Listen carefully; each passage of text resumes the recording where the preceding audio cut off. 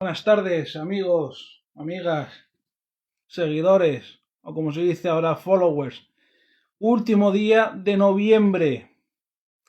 Y para cerrar el mes de noviembre, hoy voy a hablar con una escritora al que conocí hace un par de años en Cartagena Negra, como es Teresa Cardona, para hablar de su nueva novela, La carne del cisne, que es esta. Aquí tenéis la portada de la novela. Y ahora a esperar a que la autora se una. En cuanto se una la autora, pues comenzamos el directo. A ver si lo podemos hacer sin problemas técnicos.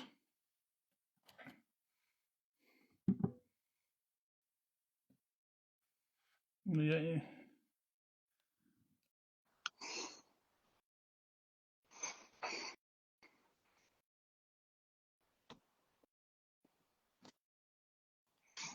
ver,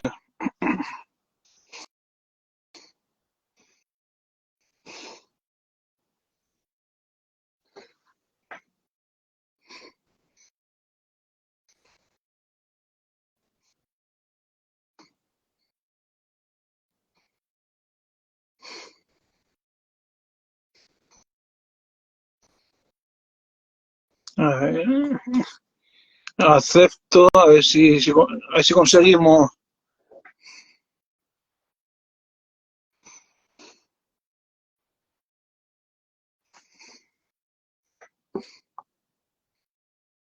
A ver,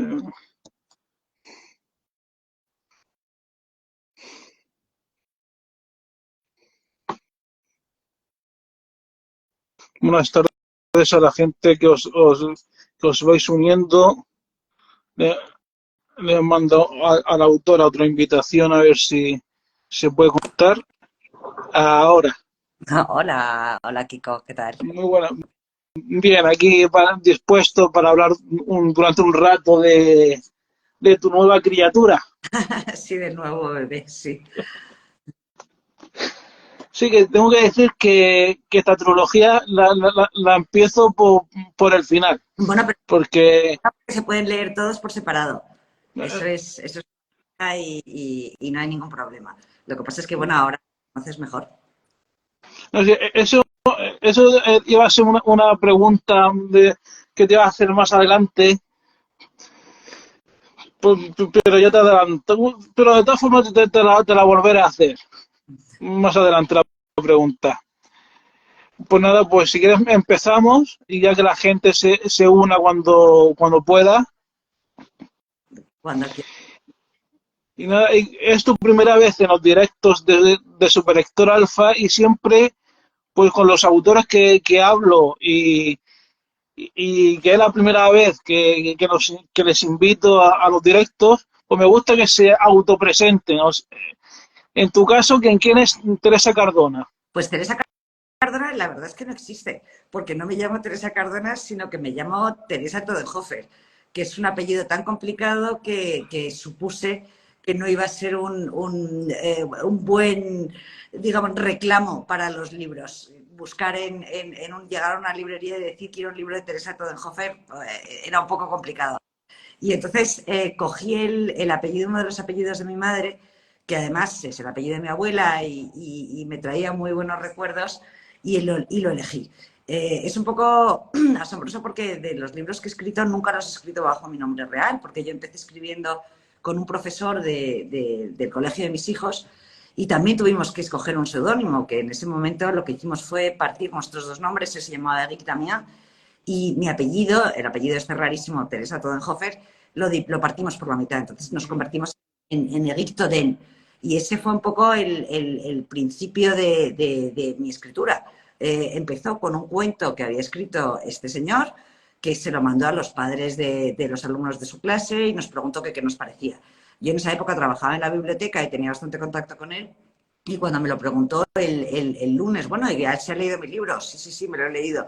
¿Y qué le ha parecido? Bueno, pues muy bien, maravillosamente bien escrito, pero la trama tiene unas ciertas dificultades. Y eso fue maravilloso porque con eso empezó una cooperación de un ida y vuelta en el que corregimos ese cuento y ese cuento se publicó en Bayard y estuvimos los dos contentísimos y entonces decidimos por qué no lanzarnos a algo más. Nos lanzamos a otro cuento infantil y de ahí, dado que yo tenía 4 hijos muy pequeños y él se tiraba todo el día con los niños en la clase, decidimos que a lo mejor salir un poco de la infancia nos iba a venir bien y pensamos que por qué no matar.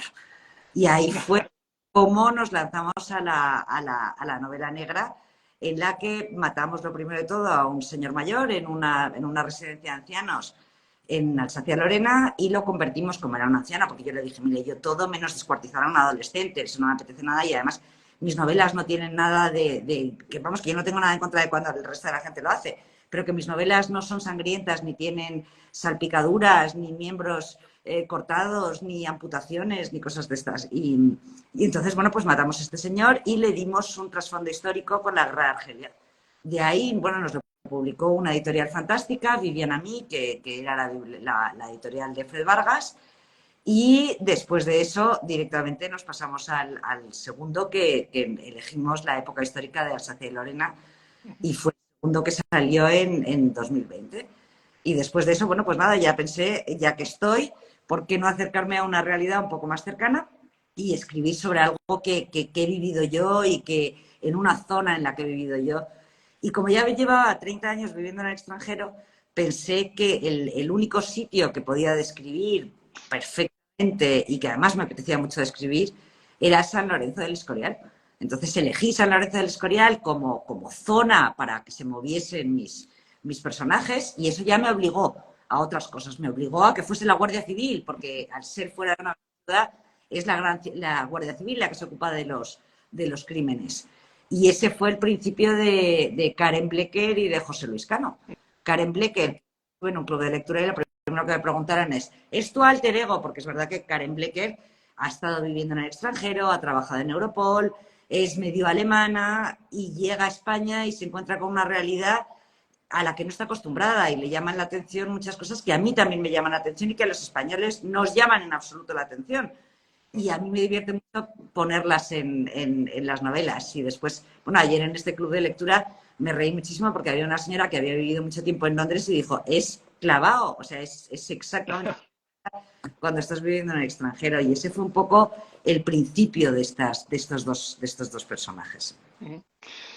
Entonces, pero ¿has querido escribir desde siempre o no siempre has Hombre, querido?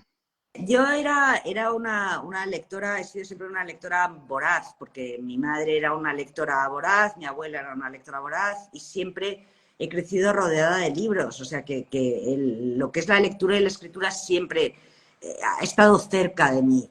Lo de la escritura, bueno, pues de cuando eres pequeña, pues sí, evidentemente te dedicas a escribir unos cuentos que yo supongo que si los leyese hoy en día me quedaría espantada, pero probablemente ese sí fue un principio, pero noté cómo me divertía en el momento en que recibí el cuento de este señor y empecé a meterme en esa trama y a corregir y de repente noté que me levantaba mañanas con una sensación maravillosa y con unas ganas tremendas de sentarme delante del ordenador y corregir y sobre todo aportar y decir esto no. Y entonces ya cuando nos lanzamos a la primera novela juntos y pude decir y no, este personaje jamás haría esto, porque al fin y al cabo te acuestas por la noche con los personajes, te levantas por la mañana y de repente lo de escribir a cuatro manos es muy singular, porque quieras que no, los personajes tienen padre y madre y no siempre vemos las cosas de la misma manera. Y yo me acuerdo que teníamos unas broncas monumentales cuando yo decía, es imposible que este personaje haga esto. Y él siempre decía, cada vez que nos hacían una entrevista en la radio, decía, tengo la espalda marcada de los latigazos que me da, porque siempre estamos discutiendo sobre si puede escuchar esto o no puede escuchar esto, porque les das una forma, les ves de una forma en tu cabeza y claro, te molesta cuando el otro de repente dice, no, va a escuchar jazz en vez de lo que se te había imaginado, lo que habías pensado tú. Así que fue muy apasionante cuando de repente me enfrenté a mi hoja y a mi ordenador y pude darles todas las características que quería y hacerles decir lo que yo quería sin tener que compartir. Y entonces, ¿en dónde te encuentras más cómoda? ¿Escribiendo en solitario o escribiendo, como dices, a cuatro manos? Hombre, yo creo que el escribir a cuatro manos es súper enriquecedor porque tienes, y además te da mucha seguridad, puedes comentar con el otro qué piensa usted, qué es lo que cree, por dónde cree que tenemos que salir, el siguiente capítulo, eso es maravilloso, pero la libertad que te da escribir solo no tiene nada que ver. Yo creo que es muy divertido porque yo creo que muchas veces que nos juntan autores que hemos escrito a cuatro manos en las mesas de los festivales, nos sentamos y todos decimos que es maravilloso escribir a cuatro manos, cosa que es cierta. O sea, yo no he encontrado a ningún escritor que haya dicho es un infierno y nunca más lo vuelvo a hacer.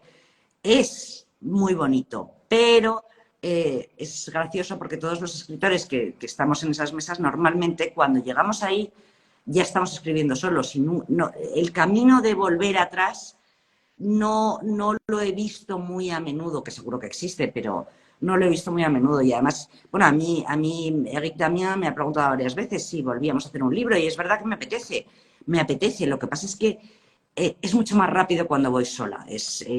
Pero a lo mejor bueno, hemos empezado un par de capítulos, igual volvemos y la cosa funciona igual de bien otra vez. Pues ahora sí que entramos en materia, la materia de la carne del cisne. ¿Cómo nace la novela? La idea de la carne del cisne, ¿cómo surge? La carne del cisne, bueno, ¿destapamos o no destapamos de este libro? Esa es la primera pregunta. ¿Hasta qué punto destapamos? Pues hasta el punto que tú prefieras. Ahí te dejo libertad Bueno, absoluta, que para eso eres la autora. bueno, pues entonces no, me voy a controlar un poco para no decir demasiado porque a lo mejor tenemos escuchándonos a alguien que quiere leer el libro, no les vamos a destapar todo, sobre todo porque justo este es un libro en el que me di muchísimo trabajo en intentar que el lector se acercase a los personajes sin ningún tipo de prejuicio. Es un libro que empieza con un crimen, empieza con un cadáver que no sabemos si es masculino o femenino, no sabemos quién ha muerto. No tenemos ni idea de es hombre, es mujer. Lo único que sabemos es que es en la carretera del club de golf de San Lorenzo del Escorial. Es alguien que ha muerto y ahí se para la novela. Se para es un instante en el que los guardias civiles llegan y dicen hay un muerto.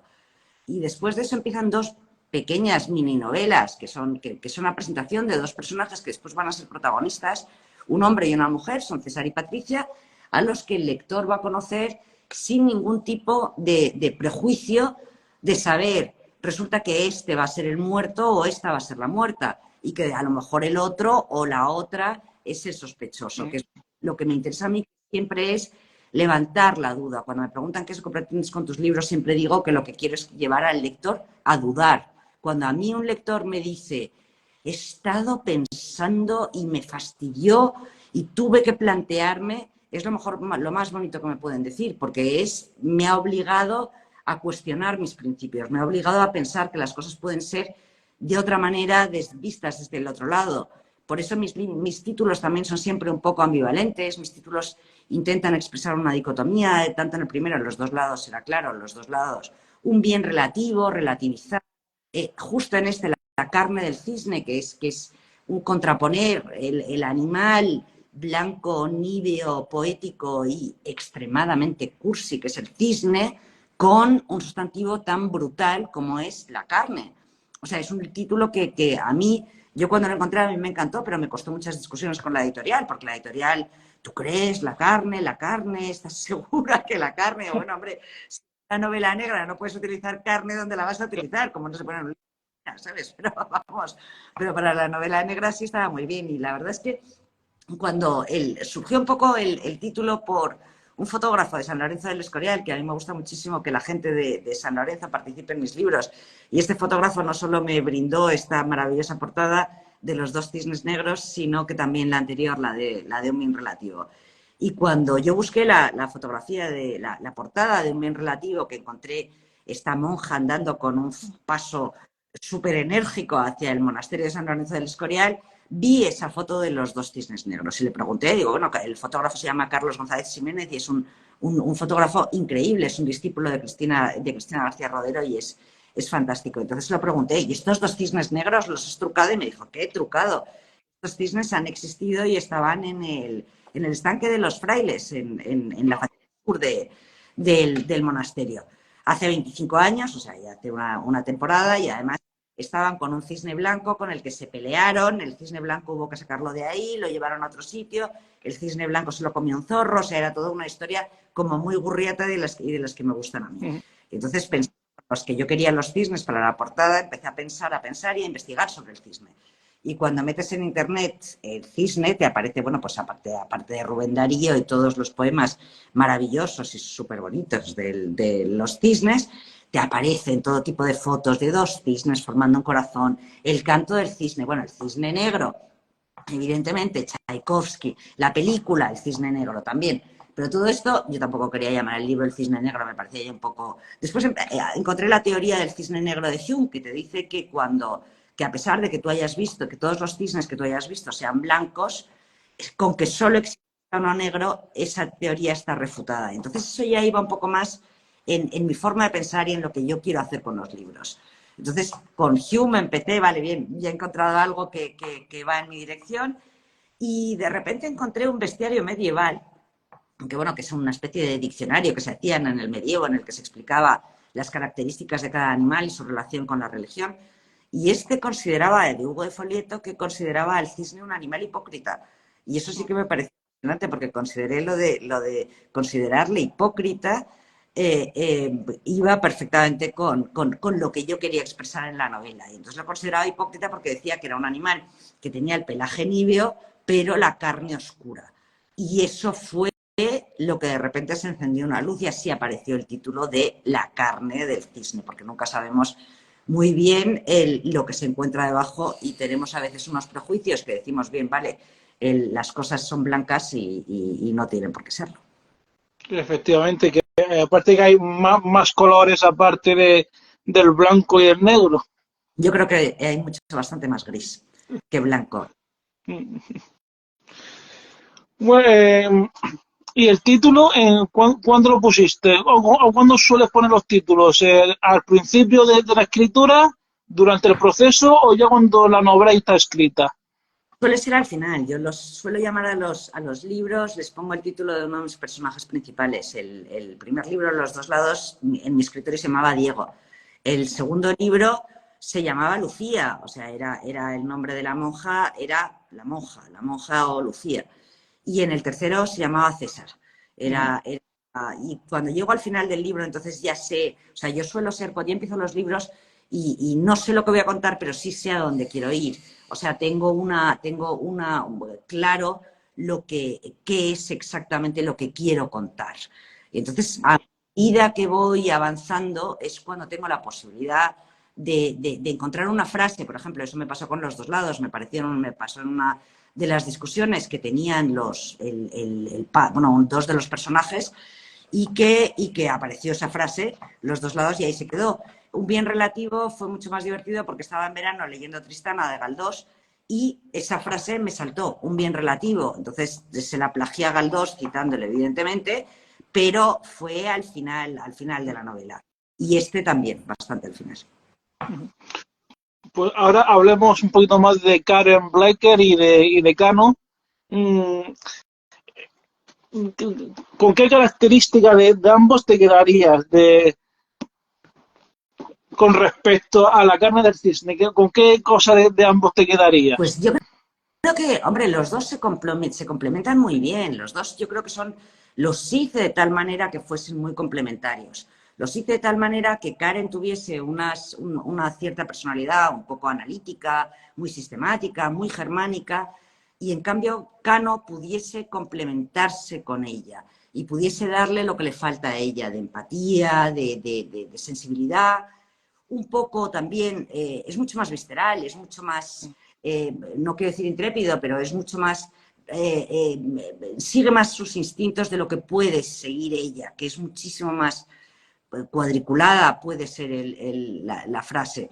Yo no me quedaría con ninguna de las características de los dos, me quedaría con la fuerza que hacen, que es el estar unidos, el ser capaces de escuchar el uno al otro, de dialogar, de aceptar que el otro pueda pensar de una manera diferente a la tuya, y a pesar de todo aceptarle como es y creer que eso es enriquecedor y que se puede llegar a algo a través de una comunicación.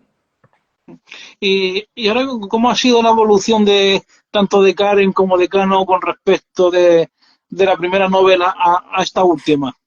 Bueno, pues puedo decir que Karen tiene novio en esta, porque la verdad es que lo pasó lo que es la primera de la saga, que es un bien relativo, esta nos la encontramos súper enamorada y en la segunda lo pasa fatal y en cambio en esta de repente, pues pensé, pobrecilla, ¿sabes? No la voy a tener ahí siempre a dos velas y entonces no, pero aparte de la broma, yo creo que es muy bonito ver cuando me preguntan si se pueden leer por separado, evidentemente se pueden leer por separado, pero si lees el primero, ves que cuando se encuentran son unos seres completamente diferentes. Karen viene del extranjero, ha vivido en grandes ciudades, él no, él es autóctono de San Lorenzo del Escorial. Ella llega, él es súper liberal, dice que es súper liberal, pero cuando le ponen de jefa a una mujer y que encima viene del extranjero, tampoco lo lleva tan bien. O sea, tienen sus discusiones y están un poco fríos al principio. Él la considera a ella tiesa y arrogante. Ella le considera a él un poco despendolado y dice, pero bueno, ¿y este por qué reacciona así? ¿Por qué es tan visceral?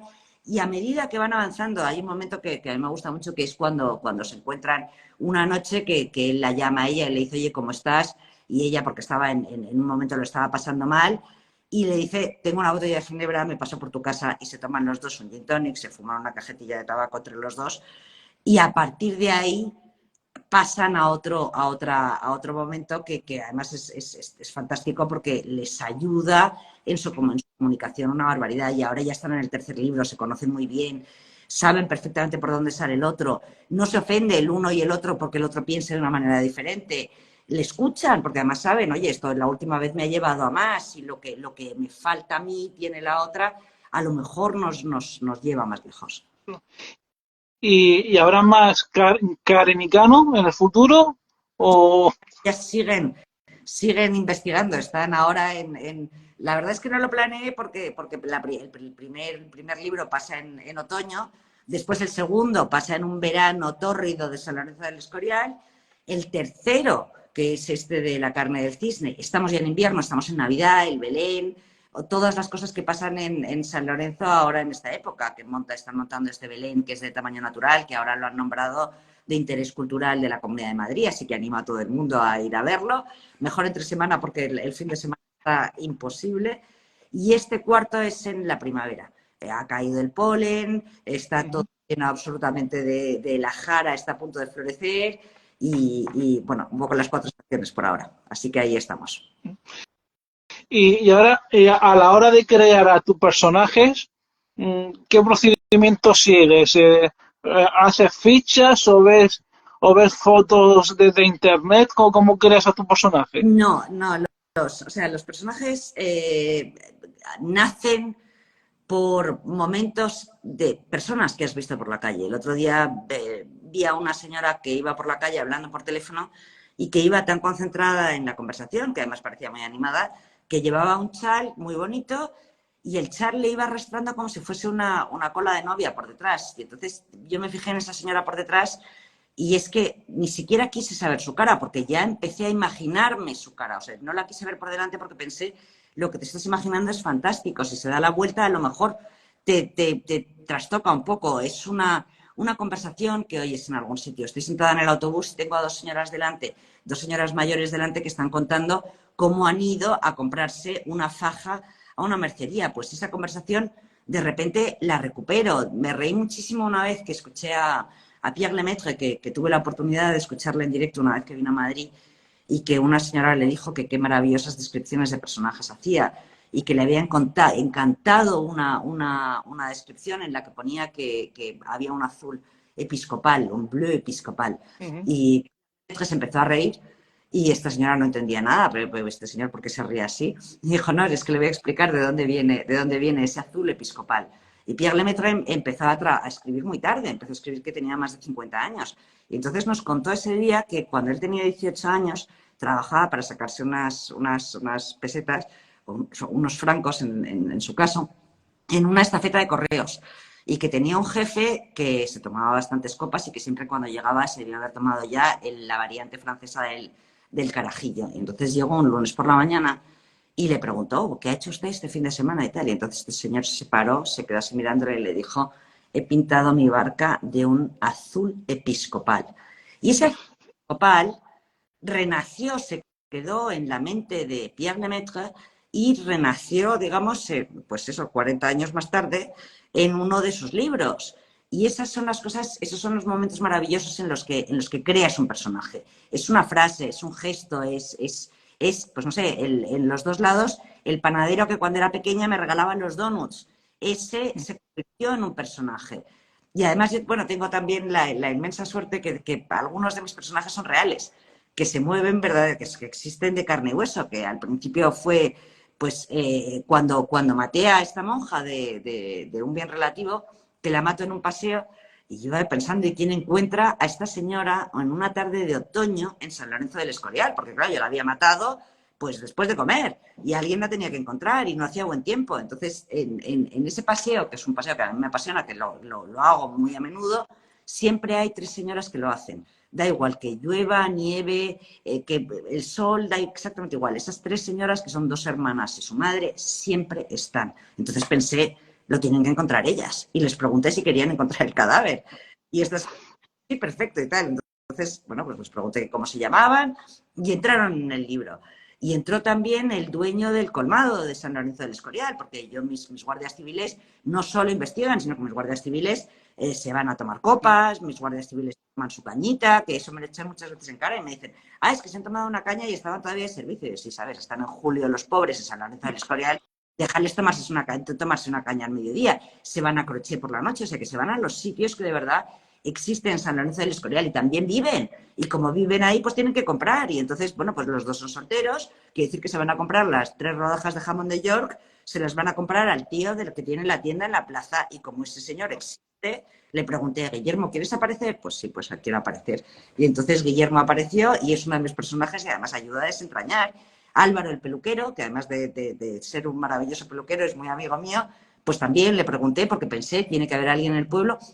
A mí me gusta mucho que la gente, aprovecharme de lo bueno del rural noir, por así decirlo, que la gente pueda participar y pueda comunicar y que los guardias civiles no tengan que meterse en el darknet, sino que puedan ir por el pueblo y puedan preguntar, oiga, ¿y usted ha visto dónde estaba usted esta noche? ¿Y usted conoce a este señor? Y para eso necesitaba personajes del pueblo. Y entonces entraron estos que son los que me ayudan, no solo me soplan las leyendas, o no las leyendas, sino no, las tradiciones del pueblo, cada vez que me falta algo y que no sé exactamente qué es lo que pasa el día de San Antón, les llamo o llamo a Luis el Pescadero, que se las sabe todas, o todos los refranes, y entonces entran en mis libros como personajes principales, así que así nacen. Pues así que después de esto, cualquier persona con la que te encuentres pues puede ser utilizado como personaje. Bueno, cualquier persona, yo los personajes que meto reales les pregunto, les enseño los trozos, pregunto si quieren salir o no quieren salir. Si dicen que no, hasta ahora no me ha pasado, pero si dicen que no, evidentemente no entran y además evidentemente no los hago en absoluto reconocibles. Pero es que hay veces que ni siquiera son personas, son gestos. Es, pues eso, lo que te digo, la parte de atrás de una persona que me ha llamado la atención y que yo me imagino qué cara tiene. Yo me imagino la historia que hay detrás de una persona. Estoy en un supermercado comprando y veo lo que está el señor de delante comprando, lo que tiene en la cinta y pienso, ¿es una señora que tiene 4 hijos en casa o es una persona, un chico joven que vive solo? ¿Tiene cocina o no tiene cocina? ¿Se va a comer por ahí? A partir de eso van surgiendo un montón, surgen muchos de mis personajes, que, bueno, que después son los que hacen un poco el alma del libro, porque eso, al fin y al cabo son reales, sin serlo, pero sí que tienen algo que yo he vivido alguna vez, que me he encontrado una vez en un aeropuerto, me encontré a un ser absolutamente singular, que parecía un pajarito, es que era un pajarito. Y es que tuve que sacar el cuadernito y empezar a apuntar exactamente qué es lo que hacía, o sea, cuál era la forma de la boca de ese señor que tenía los labios como un poco en punta y que tenía los ojos pero como un poco caídos o cuando una boca está un poquitín torcida y es un poco pequeña, eso es lo que forma a mis personajes. Y ahora otra pregunta sobre los personajes. Pues muchos autores con los que he hablado y demás pues, comentan muchos que cuando llegan a un punto, pues sus personajes cobran vida y van un poco por libre. En tu caso, ¿pasa algo similar o en todo momento van por donde tú dices? Hombre, yo me acuerdo siempre de Unamuno y el pobre el que quería. O sea, es cierto que los personajes, tanto los secundarios como los principales, se te van de mano. A mí me ha pasado a veces que se me ha ido un personaje secundario que ha creado, se ha convertido en más de lo que debe ser y que va andando por solitario y que de repente te das cuenta que no puedes, que no estás hablando de este señor y contando la vida de este señor o de esta señora, sino que estás contando una cosa completamente diferente. Y ahí sí que se te ha ido, pero, hombre, eres tú el que estás tan apasionado con la historia que vas dejándole andar. Tus personajes principales sí se van por libre porque hay veces que les intentas llevar por un sitio. Yo me he levantado a veces por la mañana y he escrito un capítulo y cuando lo he leído por la tarde, de repente me he dado cuenta que la estaba intentando obligar a Karen a hacer algo que no quería hacer. Pero yo creo que ya es estás tan íntimamente unido a ellos. Tienes que unirte, tienes que meterte en la cabeza de tanto de Karen como de Cano, tienes que imaginarte qué es lo que diría Cano en una situación parecida. Te tienes que meter en la cabeza del asesino, porque si no eres... Yo creo que como escritor tienes que comprender a todos estos personajes. Una cosa es que te caigan, es verdad que hay unos que te caen mejor que otros, pero intentar meterte en la piel de cada uno para poderle explicar al lector por qué hace algo así. Cualquier asesino tiene una razón para matar. Una cosa es que nos parezca bien o mal y que la entendamos o que no la entendamos. Tenemos algunos homicidas que decimos, claro que sí, hay unos de mis libros en los que hay unos asesinatos de los que nadie habla, porque a todo el mundo les parece fenomenal. Ah, sí, sí, sí, no, es que esto está fenomenal porque a este cabrón había que cargárselo. O sea que tienes que entender y saber por qué, sin juzgar, para que el lector pueda por sí mismo y sobre todo porque, claro, si de repente dices, vale, el asesino le pintas con dos cuernos, con el rabo y con el tridente, pues evidentemente es el demonio y es malo. Eso no tiene, yo creo que no tiene mucho interés. Mm, y ahora la gente, los lectores que ya han leído La carne del cisne, ¿qué te han ido contando? ¿O cómo está siendo la aceptación por los lectores? Pues hasta ahora ha sido maravillosa. Me han dicho muchos me han dicho que les había encantado este último. Después te encuentras, porque pasa que los otros no. Y después al día siguiente te encuentras a alguien, sobre todo, oye, cuando llego a San Lorenzo del Escorial es maravilloso porque siempre me encuentro a alguien por la calle que me dice, guapa, me han encantado tus libros, pero el que más me encantó fue el segundo. Y entonces ya otra vez se te levanta la moral y dices, qué bien. Pero, hombre, este tiene la ventaja que tiene un tema mucho más actual. Es un tema, el primero era la ETA y las torturas, las torturas del Estado y el papel del Estado en los finales de los 80. El segundo era la situación de la mujer en 1980, que yo siempre cuando hablan de bebés robados digo que ese no es el tema, el tema es las opciones, las alternativas que tenía la mujer en 1980.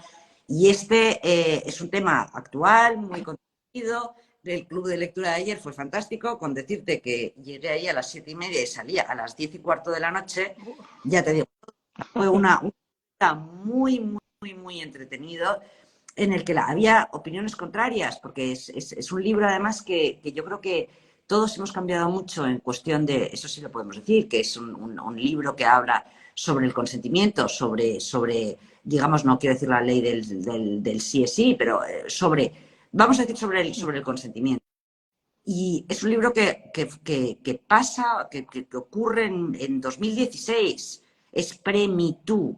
Quiere decir que lo estamos leyendo con una visión post-Me Too y estamos volviendo hacia atrás a ver cómo éramos antes. Las cosas han cambiado mucho y es muy divertido ver cuando te encuentras con la gente cómo discuten y cómo te encuentras a personas de diferentes generaciones, que yo les he preguntado a amigas de mi madre que me han dicho una cosa completamente diferente a la que me han dicho mis hijas, a las que les pregunté también sobre el mismo tema. Entonces, es muy divertido porque se puede discutir mucho. Son unos clubs de lectura apasionantes. Y ahora venía la pregunta esa que ya que ya hemos adelantado antes de que si se puedan leer independientemente uno de otros. Completa, completamente. Hombre, el que se lea el primero les conoce más a los guardias civiles. Tiene la ventaja que los conoce desde el principio y sabe un poco la historia que siguen, pero vamos, no hay ningún tipo de problema de meterse con el primero, con la carne del cisne y con un bien relativo. Así que Y ahora una pregunta que ya me imagino la respuesta, que será la respuesta un poquito complicada, de las tres novelas que que se han publicado protagonizadas por Karen y Cano, de las tres, ¿hay alguna con la que te quedas, bueno, yo me o quedo, no resaltaría ninguna? les tengo cariño a las tres, pero yo escribí un bien relativo en la primera y yo creo que la primera novela que escribes en solitario siempre tiene un lugar especial para ti, porque es la primera, la novela, no en la que en todas las novelas das todo, pero en esa novela fue en la que intenté darles más cara a los personajes. Y yo creo que tuve una inmensa suerte y es que cuando Siruela me aceptó los libros, yo ya había escrito dos porque los escribí, había empezado a escribirlos ya en el año 2020 cuando publicamos el segundo francés y como fue Corona, fue una época literariamente un poco extraña y entonces cuando yo hablé con Siruela y Siruela dijo que los cogía, los leyó los dos y dijo, nos me quedo con los dos. Y yo releí otra vez un bien relativo cuando ya había acabado los dos lados. Y me pareció, también tenía más experiencia, había escrito ya el segundo libro, ya les conocía mejor, conocía mucho mejor a mis personajes. Y entonces le pedí a Siruelas si serían, si podría ser que sacasen el primer libro, un bien relativo, en segundo lugar, para darme un tiempo para retomar a esos personajes, darles un poco más de cuerpo, darles un poco más la fisionomía que ya había conseguido con el segundo. Entonces tuve la oportunidad, que normalmente no se suele tener, de revisar un primer libro después de haber escrito el segundo. Porque muchas veces te pasa que cuando nos pasó, cuando escribimos nuestro primer libro francés, que cometes errores de novato y después te molesta, cosas que no te has fijado y de repente has cometido un pequeño error que a lo mejor el lector ni se entera, pero a ti te molesta una barbaridad cuando ya tienes un poco más de experiencia. Y tuve la suerte de poder corregir un bien relativo, entonces le tengo mucho cariño porque son unos personajes que los he vivido mucho, los he vivido en la primera escritura y los he vivido en la corrección. Y se ha mantenido como uno. Siempre que leo, hay un par de capítulos que cuando los leo pienso, me quedó bien. Y estaba de muy buen humor cuando lo escribí. Mm, y ahora, de momento los tres libros están ambientados en San Lorenzo del Escorial, y esto me lleva a preguntarte, porque desde tu punto de vista, pues a qué se debe digamos, la apertura esa del abanico en cuanto a las localizaciones de las novelas, porque tradicionalmente las primeras se centraban en las grandes ciudades como Madrid, Barcelona, Valencia incluso. Desde tu punto de vista, ¿a qué se debe esa apertura del abanico? Bueno, yo puedo hablar por mí. Yo creo que la novela negra es una novela de viajes también. Entonces, yo siempre recomiendo a la gente cuando se va de viaje y me preguntan, ¿has estado en esta ciudad? Y digo, no, no, a lo mejor no he estado, pero léete a este libro, te vas a Sicilia, léete al comisario Montalbano, léete a Camilleri, te vas a Galicia, léete a Domingo Villar, y si te vas a las Canarias, léete a Alexis Ravelo. Porque te dan una sensación de cómo son los sitios. Yo creo que también había, es verdad que, claro, hemos tenido Nueva York, hemos tenido París, hemos tenido Londres, pero a pesar de que hay gente que dice que Agatha Christie no tiene el mismo valor que puede tener un Hamilton Chandler, yo creo que sí. Y St. Mary Mead yo creo que fue uno de los primeros pueblos en los que han ocurrido tal cantidad de crímenes que supongo que casi pueden competir con París según la cantidad de gente que mató a Agatha Christie ahí. Yo creo que el pueblo, la ciudad pequeña, tiene muchas ventajas, un poco de lo que hablábamos antes, de que la gente se conoce, que tienes la posibilidad de vas siempre al mismo bar, la gente se conoce entre ellos, te pueden ayudar. Eso es una ventaja que, bueno, lo puedes conseguir evidentemente con un barrio también, pero el pueblo te da mucho, mucho juego. Y a Mm. mí, bueno, San Lorenzo del Escorial es que es un sitio al que yo llevo unidad desde pequeña, siempre veraneábamos ahí. Mi madre ya llegó al Escorial en pañales y entonces es un sitio que conozco muy bien y que por eso fue mi elección, pero siempre lo veo cada vez más que hay gente que se dedica a salir un poco de la gran ciudad y a salir de la persecución por el Paseo de Gracia. Es muy divertido también porque es todo completamente bueno, antagónico, es muy diferente. Yo en este libro actual que estoy escribiendo he escrito una persecución por San Lorenzo del Escorial. Y claro, la persecución por San Lorenzo del Escorial es que me estaba muriendo de risa yo misma mientras lo estaba escribiendo, porque claro, te imaginas a dos guardias civiles persiguiendo a un sospechoso. Entonces, si esto es en Madrid o es en Barcelona, en cualquier sitio, bueno, pues te los imaginas, que además es una locura, porque ningún guardia civil de repente saca una pistola de repente en un supermercado o se pone a perseguir por una calle llena de gente a alguien con una pistola, jamás, es una cosa inexistente, pero la gente se lo puede imaginar, corriendo por las grandes avenidas. Y claro, yo a mis guardias civiles, primero les hago tropezar con una caja de Ariel que se ponen de jabón de arriba. Segundo, salen a la calle y se encuentran a la señora con el cochecito de bebé, al señor mayor con el bastón, los coches, todo esto en una acera que debe tener a lo mejor medio metro. O sea que los pobres van intentando esquivar a la gente, atraviesan el mercado, se les salen a la calle de la Parra y se les ha escapado a la señora. Entonces tienen que ir o al norte o al sur. Es una calle llena de adoquines, están a punto de caerse y hacerse un esguince.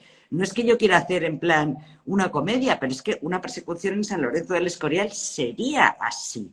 Así que es, son unas de las ventajas que te da una población pequeña y yo encima tengo la inmensa suerte que les puedo sacar muy rápido porque en 3 cuartos de hora estar en Madrid y si tienen que hacer cualquier cosa no tengo el problema que no les llegan las pruebas de ADN porque tienen Madrid al lado, o sea que les llega el forense, les llega rápido, todo funciona, pero tengo las ventajas de la gran capital y las ventajas de un pueblo. Mira, un usuario que nos estaba viendo ha dejado un comentario que dice, buenas, estoy seguro que nunca fue su intención, pero a mí Rafael, el protagonista de los dos lados, me recuerda muchísimo al asesino al que ayer se refirió Pérez Reverte. Ah, pues es que no sé a qué asesino se refirió ayer. Pérez Reverte, pero Rafael es claramente de mi imaginación. Me lo imaginé cuando estaba en Alemania y la verdad es que, bueno, cuando vivía en Alemania tampoco tenía muchísimo acceso o tenía acceso a la prensa española, pero leía también la prensa alemana, o sea que solo puedes dividir tu tiempo en el momento en que lo divides entre 3 países y yo leía prensa francesa, prensa alemana y prensa española.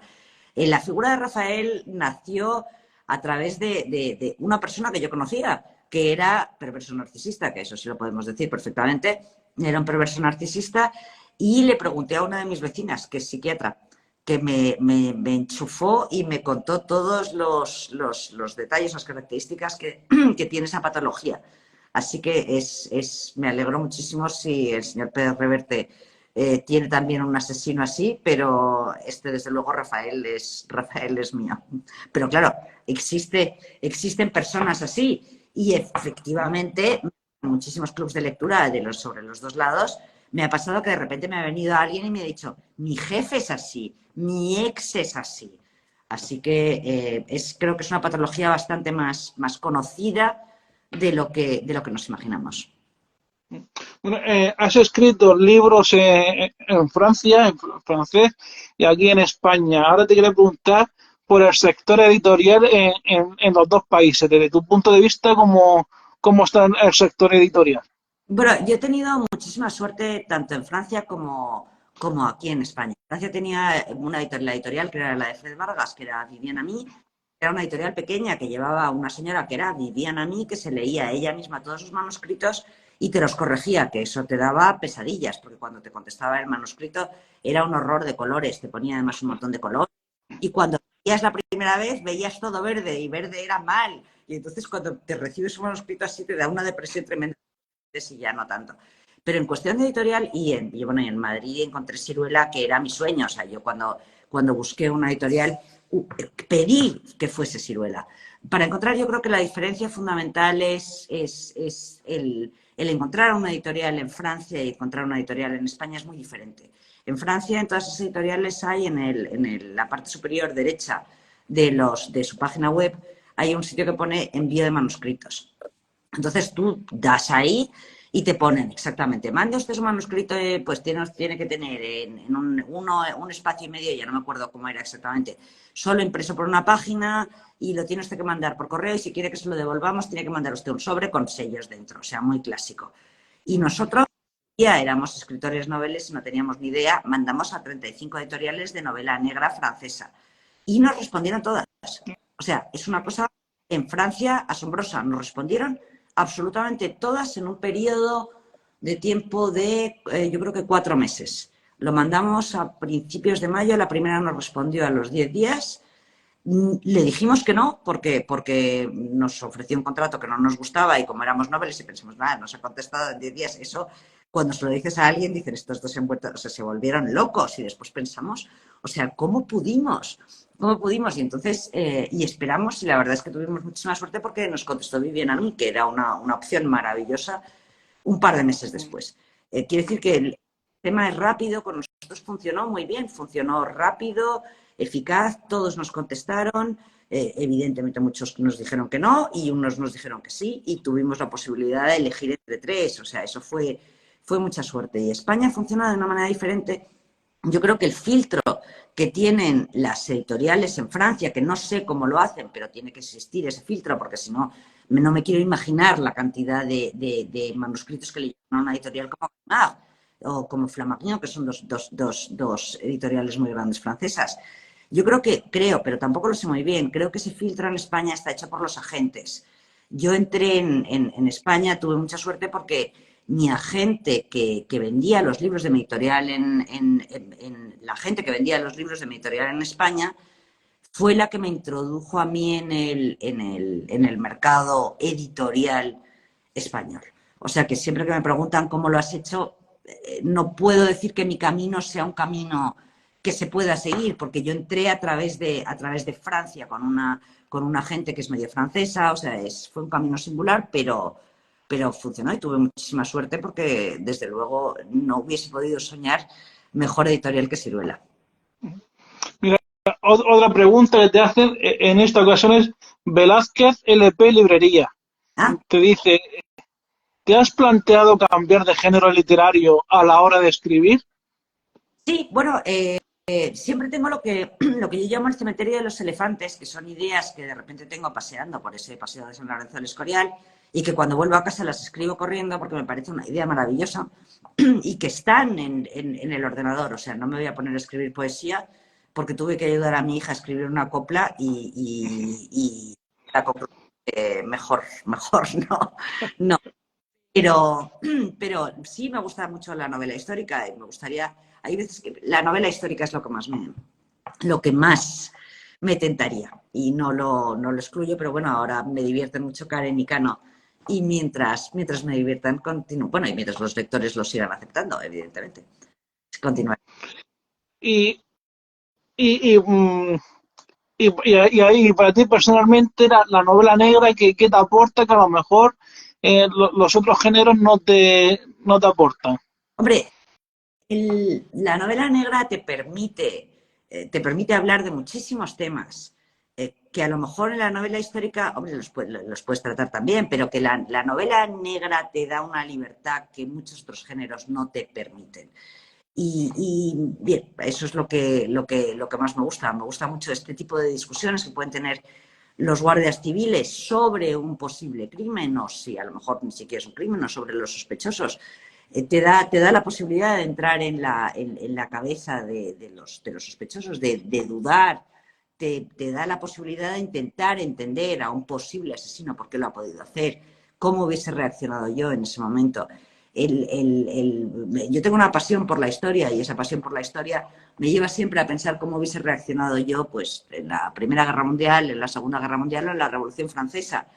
Y a ser muy respetuosa al juzgar a las personas que han vivido en otra época y que han reaccionado de una manera que a lo mejor a mí hoy en día no me parece la adecuada ni me parece bien, pero que en su momento era justificable. Y eso me gusta mucho, me gusta mucho. Y a la hora de escribir, ¿tienes alguna manía que se pueda contar?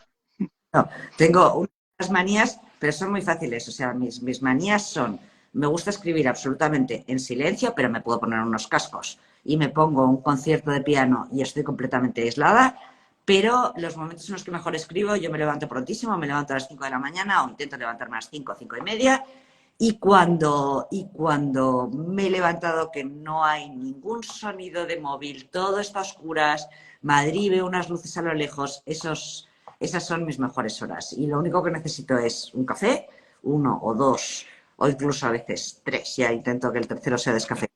El ordenador, no tengo ni grandes pizarras llenas de post-its, ni tengo grandes fichas, ni tengo eso en el ordenador, tengo el cementerio de los elefantes, tengo esas ideas que te vienen, ese personaje que te has encontrado, ese pájaro que me encontré en ese aeropuerto, descrito, tengo a esa señora del chal, ahí están todos y entonces de vez en cuando echo mano de eso, pero no tengo ningún, o sea, no necesito, ni me llegan las musas, ni tengo que estar a 23 grados, no, donde me toque.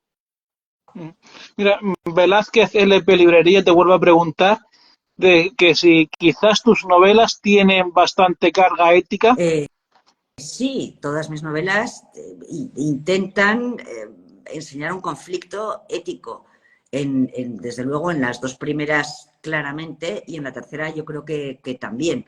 Lo que pasa es que no quiero entrar demasiado en la tercera porque es que la vamos a destapar. Pero sí, son éticas y obligan al lector no a tomar partido, pero a intentar comprender y a no juzgar sobre todo. Cuando me preguntaron una vez que qué me había aportado la escritura, y lo tuve que pensar un momento qué es lo que me ha dado la escritura, aparte el placer que es escribir, es la tolerancia, yo creo. Yo creo que al describir a mis personajes, el describir unas situaciones en las que yo he tenido que meterme, yo he tenido que meterme en la piel de una mujer maltratada, he tenido que meterme en la piel del maltratador también. Me ha llevado a ser más tolerante y a acercarme a las personas digamos, de una manera más limpia y con menos prejuicios. Y ya para ir terminando por mi parte, como se acerca ya la Navidad pues, a la vuelta de la esquina, ya está ahí, ¿qué recomendación literaria harías para la gente que nos está viendo en directo y para la gente que lo verá después? Pues hombre, yo si se tratase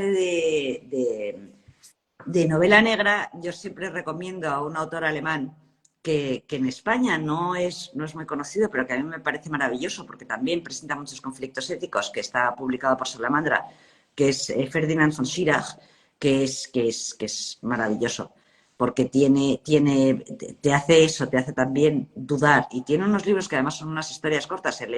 No sé si fue fiscal, pero desde luego era un abogado penal, y es apasionante porque te mete, en algunos de sus libros te mete en los dos lados también, te mete en la cabeza del fiscal y te mete en la cabeza del defensor. Es un hombre que escribe de una manera maravillosa. Y después, bueno, pues los que les gusta Fred Vargas acaba de sacar el último, que Fred siempre es una muy buena elección. Me parece un libro maravilloso. Sí, efectivamente ha salido el último libro de Fred Vargas, ha sido esta misma semana, me parece. Hace uno o dos, sí, se acaba de salir. Mm. Bajo la...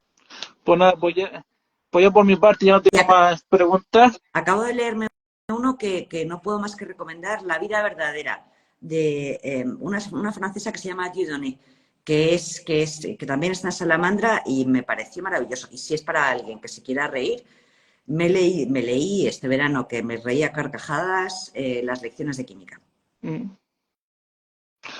Pon buenas recomendaciones.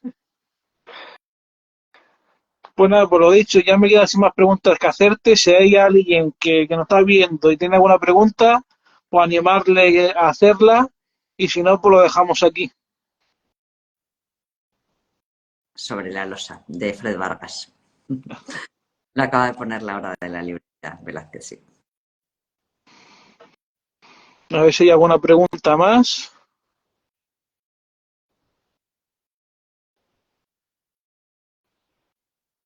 No, no veo ninguna pregunta más. Pues nada, pues lo dejamos aquí. Ha sido un placer charlar contigo durante este rato. Oye, pues Y nada, y seguimos en contacto. muchísimas gracias. Un saludo. Hasta luego. Hasta Muchas luego. gracias.